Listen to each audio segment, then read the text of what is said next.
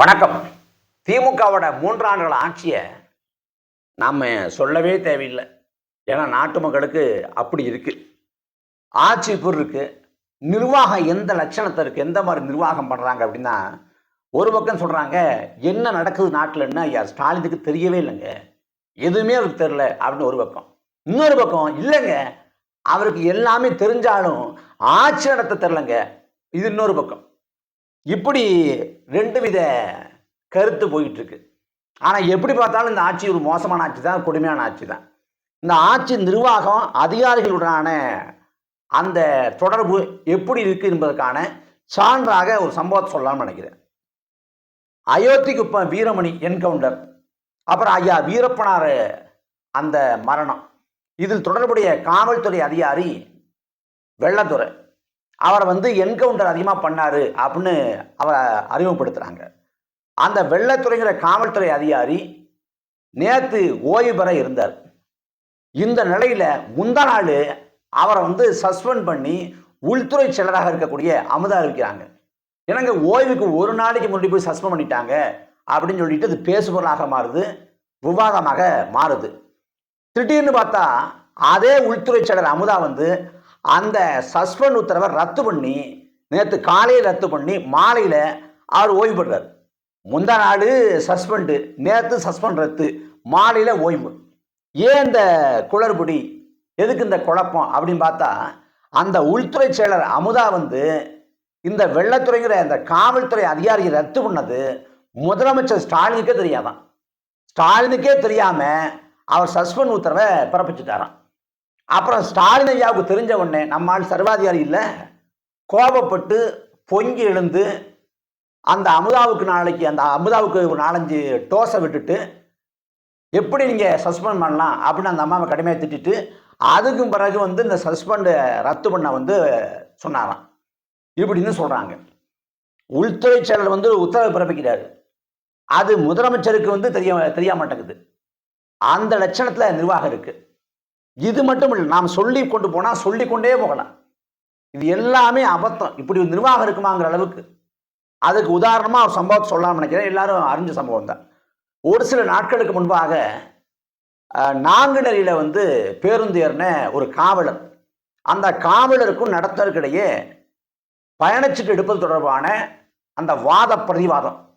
அந்த காவலர் நான் பணியில் இருக்கேன், நான் பயணச்சீட்டு எடுக்க முடியாது அப்படின்னு அவர் பேச, இல்லை எடுத்து தான் ஆகணும் அதுதான் விதின்னு நடத்துனர் பேச, அந்த பேசின அந்த காணொலி பதிவு பண்ணி அதை சமூக வலைதளங்களில் பதிவிட்ட பிறகு போக்குவரத்து துறைக்கும் காவல்துறைக்கும் இடையே உரசல். 2 துறைக்கு, நடத்துனர் காவலர்கள் 2 பேருக்கு இடையே வந்த அந்த ஈகோ யுத்தம், சின்ன ஒரு காரசாரமான அந்த வாக்குவாதம், அது எங்கே போய் நிற்குதுன்னா காவல்துறைக்கும் போக்குவரத்து துறைக்குமான மோதலாக மாறுது.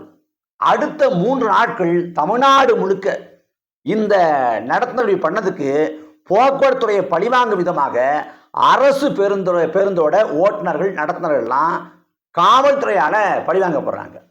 என்னன்னா அங்கங்க நிறுத்தி அபராதம் போடுறது, வழக்கு போடுறதுன்னு தமிழ்நாடு முழுக்க அங்கங்க பண்ணாங்க. ஓட்டுநரை பார்த்து நீங்க யூனிஃபார்ம் ஒழுங்கா போடல, சீருடை ஒழுங்கா போடல, அதுக்கு அபராதம். நீங்க சீட்டே இல்லை, இதுல வண்டியில சீட்டும் இல்லை பெல்ட்டும் இல்லை, இருந்தாலும் சீட் பெல்ட் போடுறதுன்னு உங்களுக்கு அபராதம். அப்புறம் வண்டியை கொஞ்சம் தள்ளி எடுத்துட்டீங்க, அதுக்கு உங்களுக்கு அபராதம். அப்புறம் பேருந்து நிலையத்தில் வண்டி ஒழுங்கா நிக்கல, அதுக்கு அபராதம். இப்படி சொல்லி பல சாக்குகளை சொல்லி பல காரணங்களை சொல்லி அரசு பேருந்தோட நடத்துனர் மீது ஓட்டுநர் மீது அபராதமும் வழக்கும் தமிழ்நாடு முழுக்க 3 நாட்கள் வரைக்கும் போடப்படுது. என்னதான்டா பிரச்சனை அப்படின்னு பார்த்தா, அதுக்கு காரணம் இந்த நடத்துனர் டிக்கெட் எடுக்க சொல்லி பயணச்சீட்டு எடுக்க சொல்லி வற்புறுத்தினார்ல, அதுதான் காரணமா. அதனால ஈகோ ஆயிடுச்சான். அதனால போக்குவரத்துறையை காவல்துறை பழி வாங்குதான். இதை போல ஒரு வெட்கக்கேடு மிக்க ஒரு நிர்வாகம் எங்கேயாவது இருக்குமா? அதாவது மத்திய அரசு இருக்கு, மாநில அரசு இருக்கு. மத்திய அரசோட ஊழியர்களுக்கும் மாநில அரசோட ஊழியர்களுக்கும் இடையே மோதல் வருது அப்படின்னா, உரசல் வருதுன்னா நம்மளால புரிஞ்சுக்க முடியும். ஏன்னா 2 வெவ்வேறு அரசின் கீழே இருக்கு. ஒன்று மத்திய அரசு, ஒன்று மாநில அரசு. உதாரணமாக சிபிஐ இருக்கு.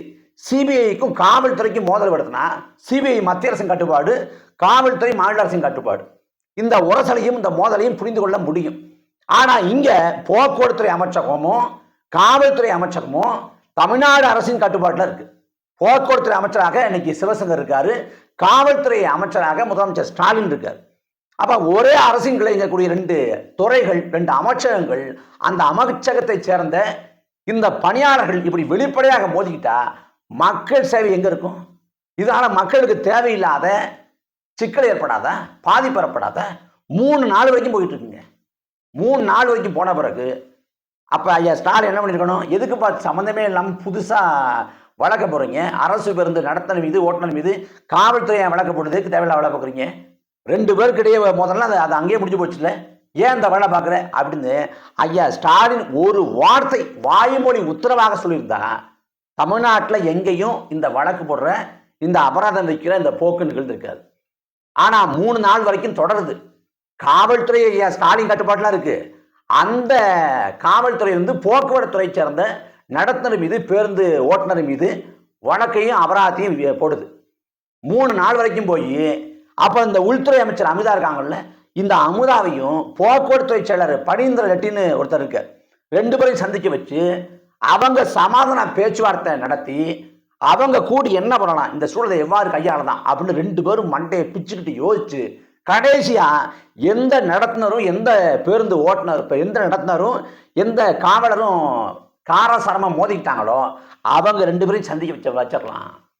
சந்திக்க வச்சு சமாதான படலத்தை அங்க சமாதான கொடியை பறக்க விடலான்னு முடிவு பண்ணி அந்த காவலரையும் அந்த நடத்துனரையும் பேச வச்சு 2 பேரையும் கட்டி பிடிக்க வச்சு, கட்டுப்பிடி வைத்தியம்லாம் செஞ்சு வச்சு 2 பேரும் ஒரு தேநீர் குடிச்சு சமாதானம் ஆகிறாங்க. அதுக்கும் பிறகு என்னன்னா, தமிழ்நாடு முழுக்க காவல்துறையால இந்த நடத்துனர் மீது, ஓட்டுநர் மீது போடப்பட்ட வழக்குகளும் அபராதங்களும் திரும்ப பெறப்படுது. இந்த பார்க்குறப்ப நம்ம பைத்தியக்காரனா இல்லை ஆட்சி நடத்துறவங்க பைத்தியக்காரனான்னு யோசிக்க தோணுது. எதுக்கு போனணும்?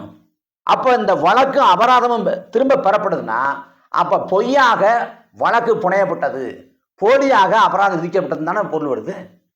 அப்ப இப்படி அதிகாரத்தை முறைகேடாக பயன்படுத்திய இந்த காவல்துறை சார்ந்தவங்க மேல நடவடிக்கை எடுக்கலாமா, எடுக்கக்கூடாதா?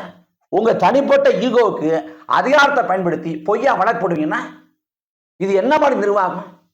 இந்த இந்த காவலரும் அந்த நடத்தணும் கட்டி பிடிச்சுக்கிறாங்களாம். 2 துறையும் அதுக்கு பிறகு கண்கள் பணித்து இதயம் இணைத்து ஒண்ணு முடியறாங்களாம். இந்த கேலி கூத்து இந்தியாவில் எங்கேயாவது நடக்குமா? ஒரு நடத்துனருக்கு ஒரு காவலருக்கு இடையே ஒரு மோதல் வருதுன்னா அது 2 துறைக்கு இடையே மாறுது, அந்த அளவுக்கு பெருசா வெடிக்குதுன்னா முதலமைச்சர் ஸ்டாலின் என்ன பண்ணிட்டு இருக்காரு, என்ன நிர்வாகம் பண்றாரு? இது எவ்வளவு பெரிய கேவலம், நகைச்சுவையா இருக்கு. 2 பேரும் இப்படி பேச வச்சு, அப்படியே ஒருத்தருக்கு ஒருத்தர் அன்புக்கு பேச வச்சு சமாதான படலத்தை அரங்கேற்றம் பண்றாங்க. இதுதான் அந்த ஆட்சியோட லட்சணம். இதுதான் அந்த ஆட்சியோட லட்சணம். எங்கேயும் நடக்காத கேலி கூத்து தமிழ்நாட்டில் நடக்குது. கள்ளச்சாராயம் குடிச்சு செத்து போறான். கள்ளச்சாராயம் குடிச்சு செத்து போறவனுக்கு 10 லட்ச ரூபாய் காசு கொடுக்குது இழப்பீடு. யாரு? அரசு. கள்ளச்சாராயம் குடிச்சு செத்து போனவனுக்கே காசு கொடுப்பாங்கன்னா நாளைக்கு பரோட்டா சாப்பிட்டு தொண்டையில் சிக்கி இறந்து போனவன், நாளைக்கு சாப்பாடு செரிமானம் ஆகாம செத்து போனவன் எல்லாருக்கும் இழப்பீடு கொடுத்துடலாம்ல. அவனாவது கள்ளச்சாராயம் குடிச்சான், இவன் எதுவுமே பண்ணலையே. கள்ளச்சாராயம் குடிச்சு செத்து போனவனுக்கு 10 லட்ச ரூபாய் நிவாரணம் கொடுக்குது இந்த அரசு. எவ்வளவு பெரிய ஒரு மோசமான முன்னுதாரணம். அந்த பக்கம் தஞ்சாவூர் பக்கம் டாஸ்மாக்ல சாராயம் குடிச்சு 2 பேர் செத்து போயிட்டான். என்னன்னு பார்த்தா சாராயத்துல சயனட் கலந்துருந்துச்சுங்கிறாங்க. சாராயத்துல எதிராக சயனட்டு. அப்ப அரசு தானே பொறுப்பேற்கணும் அந்த மரணத்துக்கு கேட்டா. அங்க எந்த இழப்பீடும் இல்லை. இங்க 10 லட்சம், அங்க இல்லை. கள்ளச்சாராயம் குடிச்சு செத்து போனவனுக்கு 10 லட்சம், டாஸ்மாக் சாராயம் குடிச்சு செத்து போனவனுக்கு எதுவும் இல்லை. எப்படிப்பட்ட நிர்வாகம் இது? எல்லாம் இந்த நிர்வாகத்துக்கான ஒரு சின்ன சான்று தான். இதை விட சிறப்பம்சம் ஒன்று இருக்கு. கடந்த 2023 ஏப்ரல் 21 அன்னைக்கு மதியத்துக்கு மேல தமிழக சட்டமன்றத்தில் ஒரு மசோதா நிறைவேற்றப்படுது. சிறப்புமிக்க மசோதா.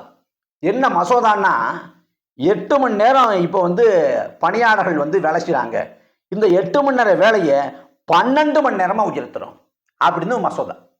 இந்த மசோதாவை பாஜக ஆளக்கூடிய மாநிலங்கள்ல கூட கொண்டு வர தயங்குவாங்க. ஆனா திராவிட மாடல் அரசுன்னு சொல்லப்படக்கூடிய திமுகவோட ஆட்சியில சமூக நீதி ஆட்சி, உழைக்கும் மக்களுக்கான ஆட்சி, விளிம்பு நிலை மக்களுக்கான ஆட்சின்னு சொல்லப்படக்கூடிய இந்த தமிழ்நாட்டில் 12 மணி நேரமா வேலையை உயர்த்தக்கூடிய மசோதா நிறைவேற்றம் செய்யப்படுது. நீங்க யோசிச்சு பாருங்களேன், அந்த மசோதா வந்து எப்படி நிறைவேற்றினாங்க, அதுவும் கம்யூனிஸ்டுகளை, இந்திய கம்யூனிஸ்டையும் மார்க்சிஸ்ட் கம்யூனிஸ்ட் கட்சியும் கூட்டணியை வச்சுக்கிட்டு நாங்க உழைக்கும் வர்க்கத்துக்காக பாடுபடுவோம்னு பேசிக்கிட்டு ஐயா கருணாநிதி கூட சொல்லியிருந்தாரு, நான் வந்து அண்ணாவையும் பெரியாரையும் பார்க்கலன்னா நான் கம்யூனிஸ்டா மாறியிருப்பேன், அதனாலதான் என் பையனுக்கு வந்து ஸ்டாலின் பேர் வச்சேன் அப்படிதான் சொன்னார். அப்படி இடதுசாரி வேடம் போட்டுக்கொண்டு 8 மணி நேர வேலையை 12 மணி நேரமா உயர்த்தங்க எண்ணம் எங்கிருந்து திமுகவுக்கு பிறகுது? இது முத கேள்வி. அப்புறம் இந்த மசோதாவை கொண்டு வந்த காலத்தை யோசிச்சு பாருங்க. ஏப்ரல் 21 2023 9 நாள்ல, அதாவது 9 நாள்ல மே 1 வருது. மே 1 என்ன தினம்? உழைப்பாளர் தினம்.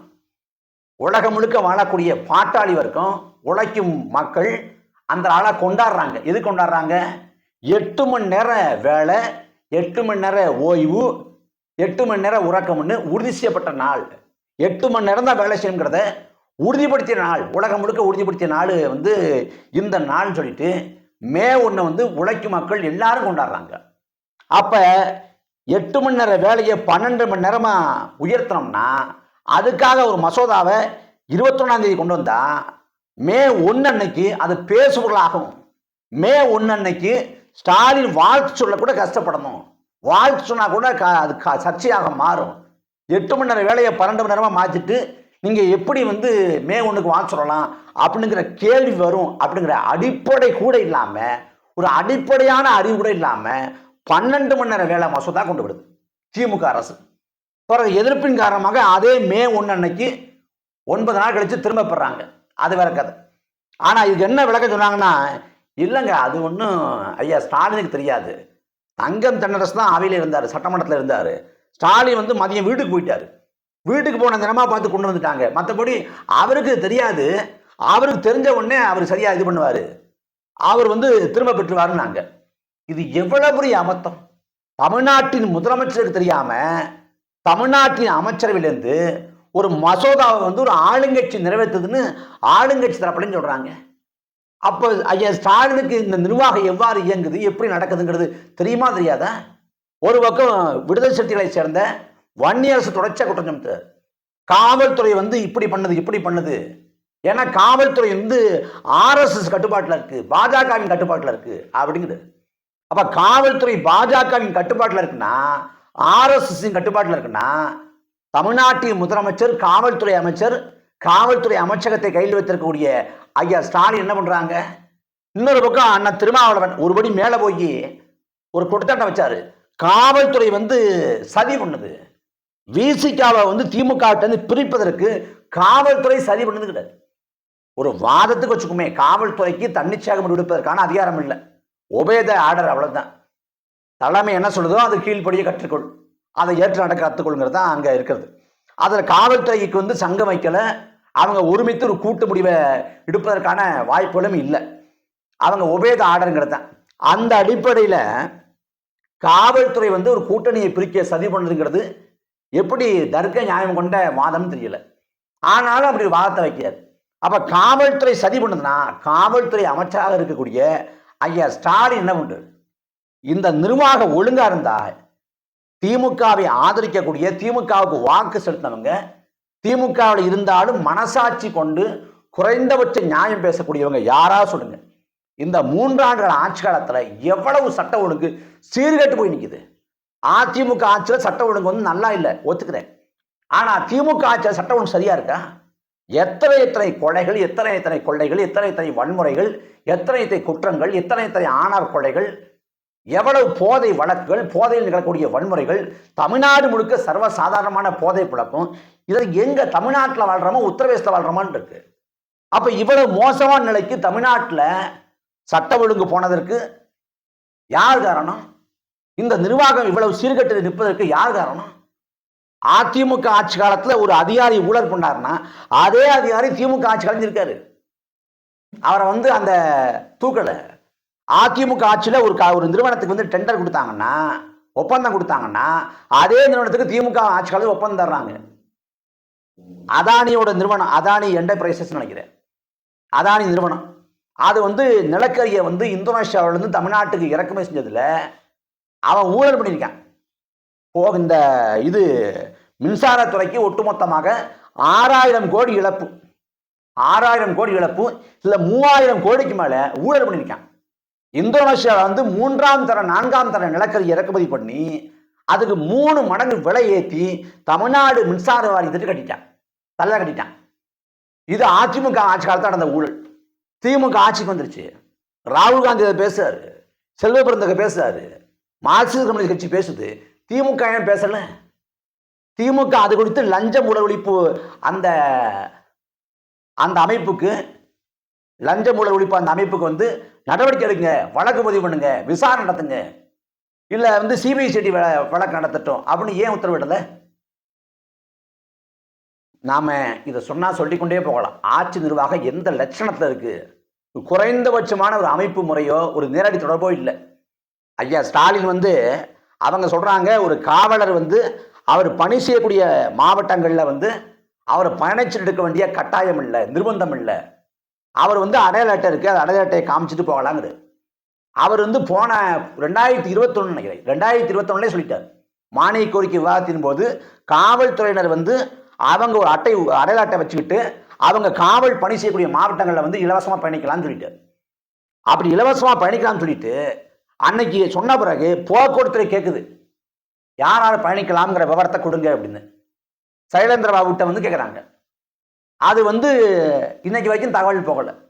இது குறித்து தமிழ்நாட்டோட போக்குவரத்துறை அமைச்சர் சிவசேகர்கிட்ட கேட்டால் அது என்ன விவரம் தெரியலை, அது ஏதோ போய்கிட்டு இருக்கு. இப்போ தான் அந்த தேர்தல் நடத்தை விதிகள் அமலில் இருக்குல்ல, எல்லாம் முடியட்டும் தேர்தல் அந்த இதெல்லாம் இதை முடியட்டும், முடிஞ்ச முடிவெல்லாம் வரட்டும், வந்த பிறகு ஆலோசனை பண்ணி என்ன நினச்சுங்கிறத நான் சொல்கிறேங்கிறது. அவருக்கும் தெரியல என்ன நிலமன்னு. இந்த லட்சணத்தை இருக்கு இந்த ஆட்சி, இந்த நிர்வாகம். ஆனால் இதுக்கு பேர் வந்து திராவிட மாடல் அரசு அப்படின்னு சும்மாவை சொன்னாங்க. வளர்க்கமத்துக்கு பேர் வந்து பட்டு குஞ்சம்னு.